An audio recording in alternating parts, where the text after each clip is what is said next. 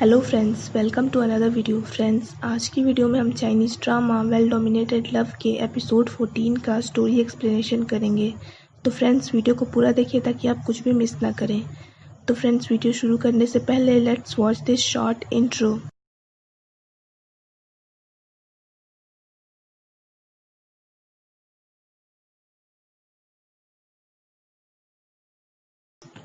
शिंगचैन युएनफैंग को बताती है कि जिंगजी की याददाश्त फिर से चली गई है। युएनफैंग उसे जिंगजी को भूलकर और जॉब क्विट करने को कहता है, तो शिंगचैन ऐसा करने से मना कर देती है और कहती है कि पहली बार उसने अपने गिल्ट के कारण 5 साल वेस्ट कर दिए हैं, इस बार वो ऐसा नहीं करेगी। तो युएनफैंग कहता है कि वो उसके फैसले में उसके साथ है। युएनफैंग उसे साथ में डिनर करने को कहता है, तो शिंगचैन मना कर देती है और कहती है कि वो ओवरटाइम करेगी ताकि वो जिंगजी को प्रूव कर सके कि वो सच में उसकी सेक्रेटरी बनने के लायक है। तोंगशिन जियू के हॉस्पिटल आती है और जियू से माफ़ी मांगती है, तो जियू कहता है कि उसने ऑनलाइन पढ़ा है कि फैंस किसी भी अपोजिट सेक्स के इंसान को अपने आइडल के साथ देखकर ऐसा ही रिएक्ट करते हैं। तो वो कहता है कि इसलिए उसने तोंगशिन को माफ़ कर दिया। तोंगशिन कहती है कि वो शाओ चाओ से भी माफ़ी मांग लेगी, तो जियू कहता है कि इसकी कोई भी ज़रूरत नहीं है। तोंगशिन पूछती है कि अगर वो पहले जियू को कांटेक्ट नहीं करेगी तो क्या वो भी उसे कांटेक्ट नहीं करेगा। तो जियू कहता है कि उसे पता चला है कि तोंगशिन आजकल बहुत ज़्यादा बिजी है वर्क के कारण, इसीलिए वो उसे डिस्टर्ब नहीं कर रहा था। जियू कहता है कि वो बहुत खुश है कि तोंगशिन जैसी लड़की उसकी फ़ैन है। शिंगचैन आर्चीव्स में अपना काम करने लग जाती है। जिंगजी आर्चीव्स डिपार्टमेंट में जाकर शिंगचैन से इकोनॉमिक डिसीजन की रिपोर्ट देने को कहता है, और वो भी पूरे पिछले 10 साल की, और इसके लिए वो शिंगचैन को सिर्फ 10 मिनट देता है। तो शिंगचैन कहती है कि उसने आज ही उस रिपोर्ट को सॉर्ट किया है। तो शिंगचैन चेयर पर चढ़कर रिपोर्ट उतारने लगती है, तभी वो गिरने लग जाती है, तो जिंगजी उसे पकड़ लेता है। शिंगचैन के शर्ट के बटन टूट जाते हैं, तो जिंगजी उसे अपनी जैकेट उतार के दे देता है। शिंगचैन जिंगजी की जैकेट उसे लौटाने जाती है, पर बेइना उसे अंदर नहीं जाने देती है और कहती है कि उसे इंस्ट्रक्शन मिले हैं कि वो शिंगचैन को जिंगजी के ऑफिस में ना जाने दे। तो शिंगचैन वहाँ से चली जाती है और लिफ्ट के पास जाकर उसका वेट करने लगती है, तो जिंगजी उसे देखते ही वहाँ से चला जाता है। तो बेइना उसे कहती है कि जिंगजी ने उसे ही वो जैकेट देने को कहा है, तो शिंगचैन बेइना को जैकेट दे देती है। शिंगचैन को कॉल आता है कि जिंगजी ने उसके लिए अपने घर के बगल में एक घर खरीदा है, तो वो जब चाहे उसमें शिफ्ट हो सकती है। ये घर जिंगजी ने याददाश्त जाने से पहले ही शिंगचैन के लिए लिया था, उसे सरप्राइज़ देने के लिए। तो शिंगचैन अपने पुराने घर से अपने नए घर में मूव हो जाती है, तो उसे नए घर में अपनी और जिंगजी की फ़ोटो मिलती है। युएनफैंग शिंगचैन से पूछता है कि वो कहाँ है, तो शिंगचैन कहती है कि वो अपने नए घर में मूव कर गई है, उसके लिए जिंगजी ने सरप्राइज़ के तौर पर लिया था। शिंगचैन 4 बजते ही ऑफिस वापस आ जाती है, तो उसे लिफ्ट में जिंगजी मिल जाता है, तो वो उससे पूछता है कि वो इस वक्त कहाँ गई थी। तो शिंगचैन कहती है कि वो थोड़ी देर के लिए बाहर गई थी। तो जिंगजी पूछता है कि क्या उसने लीव के लिए परमिशन मांगी। तो शिंगचैन कहती है कि आर्चीव्स डिपार्टमेंट में थोड़ी देर के लिए लीव लेने की परमिशन नहीं मांगनी पड़ती है। तो जिंगजी कहता है कि उसने अब तक उसके ट्रांसफ़र पेपर पर साइन नहीं किए हैं, यानी अभी भी वो सीईओ ऑफिस की एम्प्लॉई है, तो बिना अप्रूवल के जाने के कारण वो उसे फायर करने की बात कहता है। तो शिंगचैन कहती है कि वो उसे फायर नहीं कर सकता क्योंकि उसने छुट्टी के दौरान बाहर क्लाइंट से मीटिंग भी की है। शिंगचैन कहती है कि भले ही बेइना बहुत अच्छी सेक्रेटरी है, पर जिंगजी के लिए शिंगचैन ही परफेक्ट सेक्रेटरी है क्योंकि वो उसे सबसे अच्छे से जानती है। शिंगचैन अपने नए घर में लाउड म्यूज़िक बजा के अनपैक करने लगती है। जिंगजी लाउड म्यूज़िक के कारण ठीक से कंसंट्रेट नहीं कर पाता है। रात को शिंगचैन अपने ब्लूटूथ से कनेक्ट करके म्यूज़िक प्ले करती है, पर उसके घर के ब्लूटूथ से कनेक्ट होने की बजाय वो जिंगजी के घर के ब्लूटूथ से कनेक्ट हो जाता है, तो म्यूज़िक जिंगजी के घर में बजने लगता है। तो जिंगजी शिंगचैन के घर की बेल बजाता है।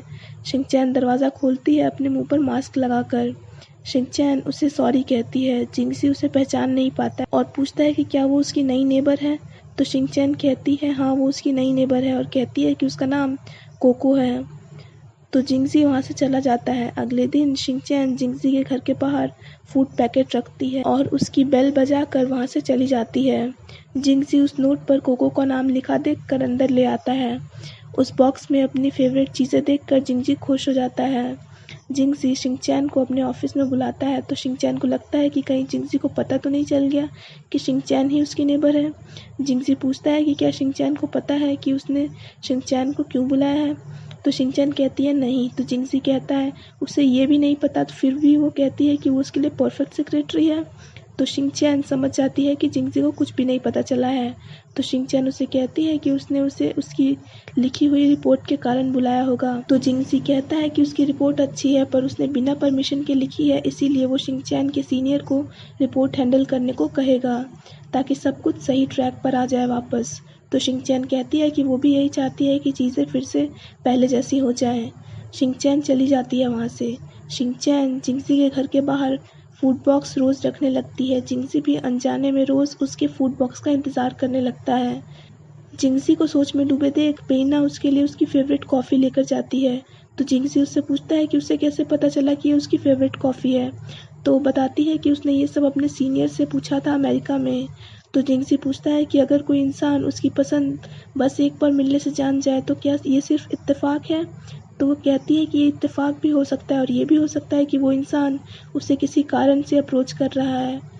तोंगशिन जियू से मिलने हॉस्पिटल जाती है तो वो नर्सेस को कहते हुए सुन लेती है कि शाओ चाओ तोंगशिन से ज़्यादा बेटर है जियू के लिए। जियू के ऑफिस में उसे शाओ चाओ मिलती है तो वो उसे लास्ट टाइम के लिए सॉरी कहती है। तो शाओ चाओ कहती है कि कोई बात नहीं, उसने उसे माफ़ कर दिया है।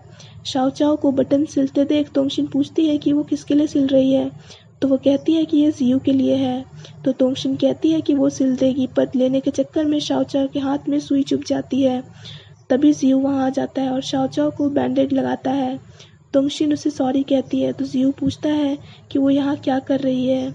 तो तोंगशिन कहती है कि वो उसके साथ डिनर करने के लिए आई है।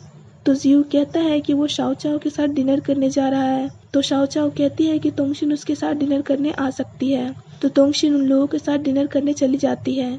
जियू तोंगशिन को संभल कर काम करने को कहता है।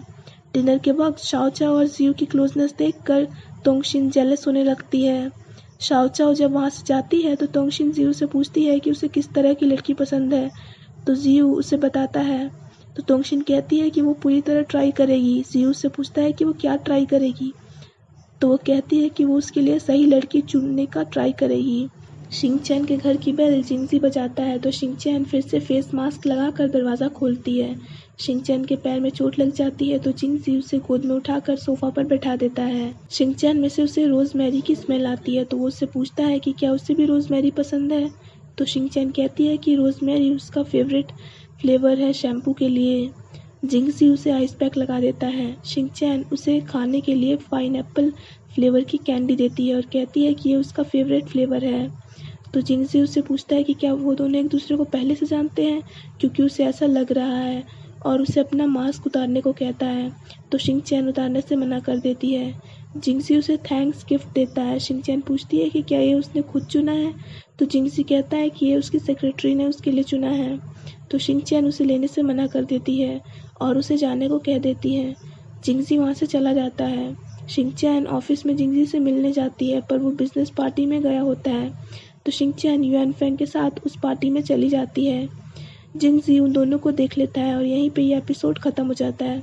So friends, that's it for this video. I hope आपको वीडियो पसंद आई होगी। अगर आपको वीडियो पसंद आई हो तो वीडियो को लाइक कीजिए, हमारे चैनल को सब्सक्राइब कीजिए, साथ साथ बेल आइकन भी प्रेस कर दीजिए ताकि आप आने वाली वीडियोज़ की नोटिफिकेशन मिस ना करें। So friends, thanks for watching this video. Bye bye and take care of your health.